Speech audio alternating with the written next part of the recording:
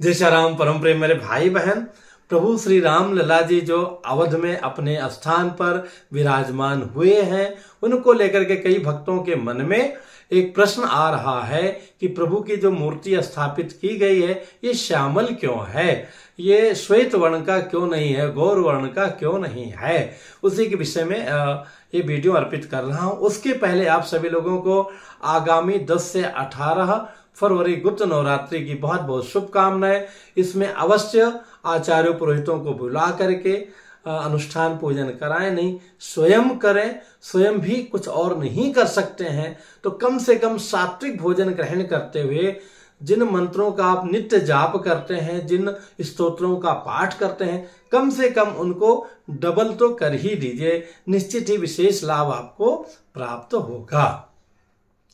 तो ये जो विषय है कि प्रभु का श्यामल स्वरूप वहां पर क्यों स्थापित किया गया है, तो कई सारे भक्तों के मन में आया। और विशेष करके जो हमारे एक रेगुलर भक्त हैं, चैनल के दर्शक हैं, दीपांशु विश्वकर्मा जी, वो बिल्कुल छोटे बच्चों की तरह हैं। अगर उनके प्रश्न का उत्तर मैं इस किसी भी वीडियो में नहीं देता हूं तो आगामी जो भी वीडियो अपलोड करता हूं वो कॉपी पेस्ट करके हर जगह वो पीछे पड़े रहते हैं।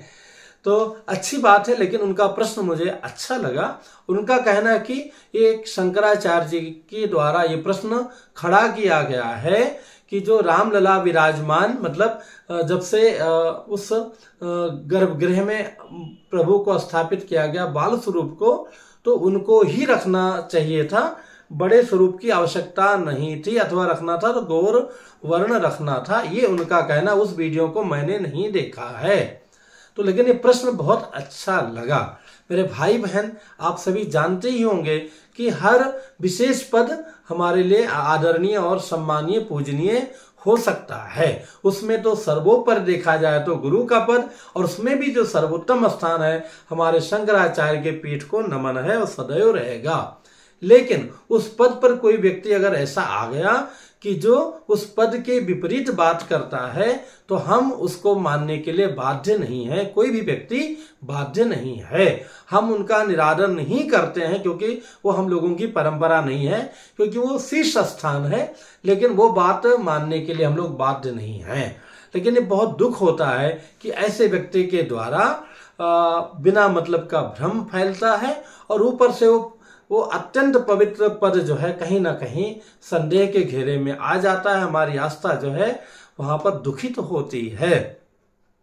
तो जो प्रश्न है कि श्यामल प्रतिमा का निर्माण क्यों हुआ, तो आप सभी लोग अलग अलग समय से, आज लगभग 1 वर्षों पहले से ही ये हर संचार माध्यम में फैल रहा था कि कर्नाटका के एक विशेष पहाड़ी से एक विशाल शिलाखंड लाया गया, जिसके शिलाखंड के मध्य में प्रभु को श्यामल स्वरूप में रामलला प्रभु को प्रकट किया गया, बनाया गया। अत्यंत भाग्यशाली मूर्ति योगी राज जी के द्वारा जो विराजमान होकर हम सबका कल्याण कर रहे हैं। तो मेरे भाई बहन, आपको जानकर के भी होगा कि इसी देश की एक पार्टी जो है उस शिला को खोदने वाले व्यक्ति को जेल में डाल दिया था। फिर वो बेचारा अपने पत्नी का गहना वगैरह बेच के 80,000 रुपया चुकता किया। फिर बाद में जो भाजपा के लोगों को पता चला तो उसका जो है वो सब वापस कराए। तो इतना अत्याचार किया गया। उसी पार्टी के वो शंकराचार्य जी समर्थक हैं। तो सर्वप्रथम तो ये है कि वो श्यामल मूर्ति का एक क्या है कि ये प्रामाणिकता है, प्राचीनता है, पौष्टिकता है। पौष्टिकता मतलब स्थिरता रहेगी और मजबूती रहेगी। ये जो श्यामल मूर्ति है ये स्थिर रहेगी, मजबूती रहेगी। गोरे मूर्ति की अपेक्षा ये जल्दी खराब नहीं होगी। और प्रामाणिकता में ये है कि आज के लगभग 500 वर्ष पूर्व, 500-600 वर्ष पूर्व, जब महाराजा विक्रमादित्य ने, उस समय तो अयोध्या पूरी वैसे ही थी, अयोध्या की पूरी स्टोरी जो है आपके अपने चैनल पर है, चाहे तो आप उसको जान सकते हैं। तो वहां पे महाराजा विक्रमादित्य जी ने जिस प्रतिमा की स्थापना किया था वो भी श्यामल वर्ण के एक ही शिलाखंड में, यानी कि एक ही पत्थर में विराजमान है। जो जब पता चला कि मंदिर को गिराया जाएगा तो पुजारियों ने रातों रात सरयू नदी में प्रवाह कर दिया था। और वो प्रतिमा आज भी, आप सोचिए 500 वर्ष हो गए पर लगता ही नहीं कि 500 वर्ष पुरानी ये प्रतिमा प्रभु की है।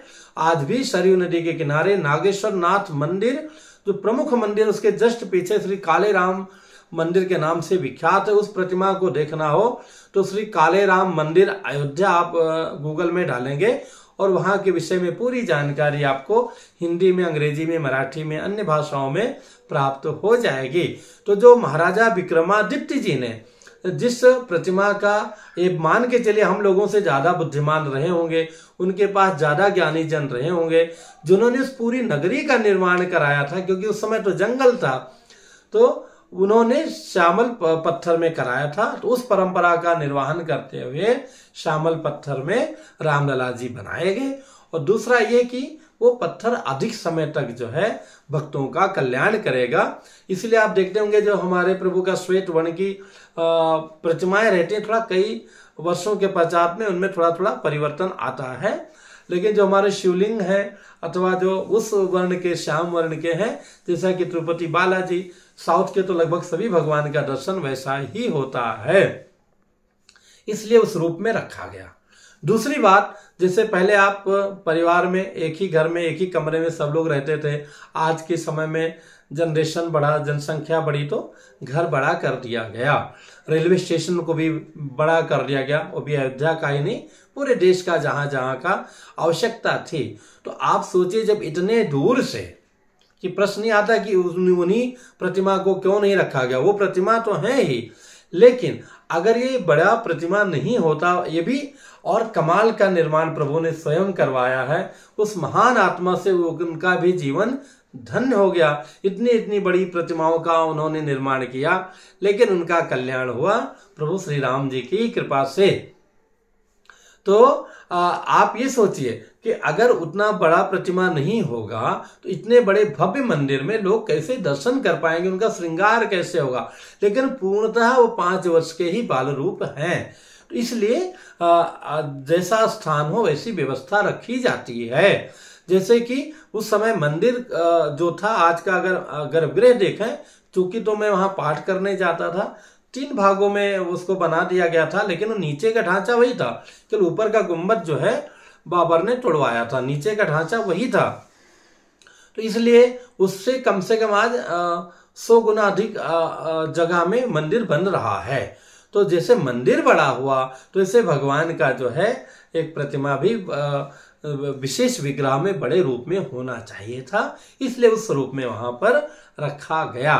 तो बहुत ही तल्लीनता से, श्रद्धा भक्ति अनुसार भगवान की अहेतु की कृपा है कि लगभग 1000 वर्ष के बाद में ऐसे राजा हम लोगों को मिले हैं प्रधान सेवक के रूप में, जो सभी दृष्टि का ध्यान रखते हैं और उसी में हम लोगों का भलाई है। और वहां पर जो संत जन है, विद्वत जन है, सबकी अपनी श्रद्धा है, सभी का मार्गदर्शन लेकर के, पुरातत्व विभाग आदि से लेकर के बहुत परामर्श होने के बाद में फिर प्रभु की ही कृपा से उनके स्वरूप का वहां पर गठन हुआ है। जिनको भैया विरोध करना होगा वो कोई ना कोई जो है उसमें कमियां निकालेंगे, जिनको अच्छाइयां निकालना है वो अच्छाइयां निकालेंगे। एक प्रश्न दीपांशु भैया का और है कि शीतला माता जी और पार्वती माता जी एक ही है क्या?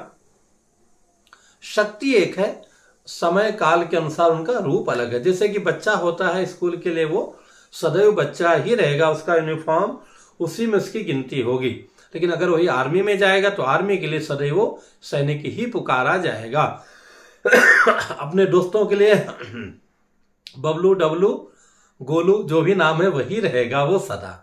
ऐसे माँ का स्वरूप एक ही है, शक्ति एक ही है, पर अलग अलग कारणों से अलग अलग कालखंड में अलग अलग समयानुसार भक्तों का कल्याण करने के लिए माँ अपना स्वरूप उस समयानुसार ग्रहण करती हैं।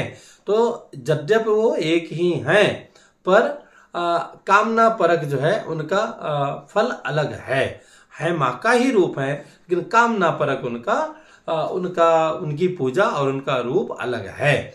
जैसे कि शीतला माँ, पार्वती माँ जो है नित्य पूजा में इनको मान्यता दिया गया है, करना चाहिए। हर एक बच्चियों को तो अवश्य ही करना चाहिए, पुरुषों को भी करना चाहिए, पर शीतला माँ का तो एक विशेष समय में उनको उनकी बात है।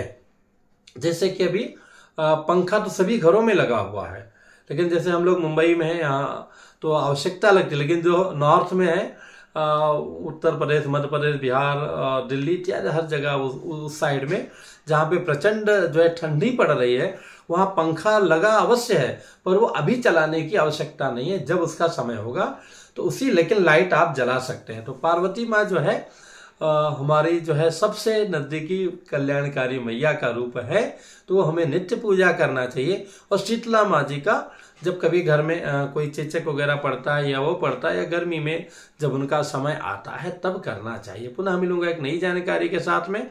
और दीपांशु भैया बार बार हर वीडियो में कमेंट्स मत किया कीजिए, और आप अपना इंस्टाग्राम नंबर दीजिएगा, ठीक है। जय श्री राम।